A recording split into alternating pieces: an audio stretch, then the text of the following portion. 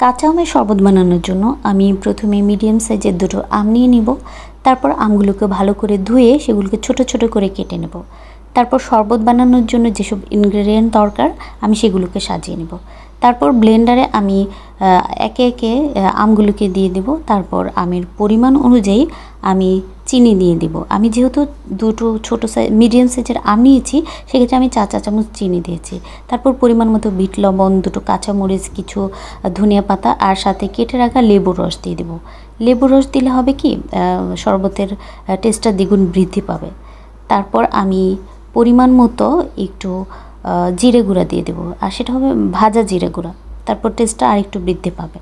তারপর এখন ব্লেন্ড করার আগে পরিমাণ মতো 1 গ্লাস পানি দিয়ে তারপর সেটাকে ব্লেন্ড করে নেব। প্রথমবার ব্লেন্ড করা শেষ হলে আমি আরও 1 গ্লাস ঠান্ডা পানি মিক্স করে দ্বিতীয়বারের মতো আমি আরেকবার ব্লেন্ড করে নেব। আমার ব্লেন্ড করা শেষ হলে সেটাকে ভালো করে ছেঁকে নেব। ছেঁকে নিলে হবে কি সেটা খেতে আরও ভালো লাগবে।